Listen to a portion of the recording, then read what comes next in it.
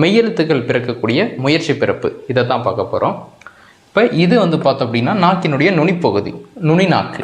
இது நாக்கினுடைய இடைப்பகுதி, இது நாக்கினுடைய அடிப்பகுதி அல்லது முதற் பகுதின்னு சொல்லுவோம். அதே மாதிரி தான் மேலே மேல்வாய் அல்லது அன்னம், மேல்வாயினுடைய அடிப்பகுதி, மேல்வாயினுடைய இடைப்பகுதி, மேல்வாயினுடைய நுனிப்பகுதி. அப்போ இந்த இக் இங் நாக்கினுடைய அடிப்பகுதி, அன்னத்தினுடைய அடிப்பகுதி, மேல்வாய் அன்னம் ரெண்டும் ஒன்று தான்.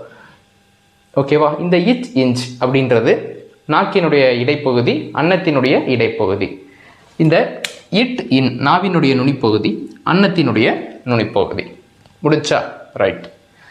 இந்த இத் இந்த் இது வந்து பார்த்தோம் அப்படின்னா நாக்கினுடைய நுனிப்பகுதி, மேல்வாய் பல்லினுடைய அடிப்பகுதி.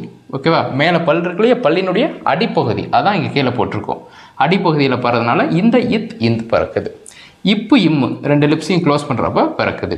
இந்த இவ் அப்படின்றது இந்த கீழ் உதடு இது இல்லையா, மேல்வாய்ப்பல் கீழ் உதட்டில் படுறதுனால இந்த இவ் அப்படின்ற எழுத்து பிறக்குது. இந்த இ இது வந்து பார்த்தோன்னா நாவினுடைய அடிப்பகுதி, மேல்வாயினுடைய அடிப்பகுதி, இந்த இ பிறக்குது. இந்த இர் இல் அப்படின்றது நாவினுடைய நுனிப்பகுதி. ஓகேவா? நுனி பக்கத்தில் தான் எழுதியிருக்கோம். நாவினுடைய நுனிப்பகுதி மேல்வாயை வந்து வருடுவதால் இந்த இர் இல் பிறக்குது. இந்த இர் இன் இது வந்து பார்த்தோன்னா நாவினுடைய நுனிப்பகுதி மேல்வாயை மிகவும் பொருந்துவதால் இந்த இர் இன் இது பிறக்குது. இந்த இல், ஓகேவா, இது வந்து பார்த்தோம் அப்படின்னா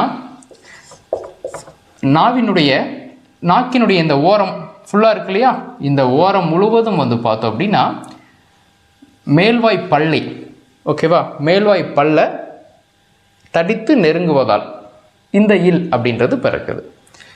இந்த இல் அப்படின்றது நாக்கினுடைய ஓரம், மேல்வாய்.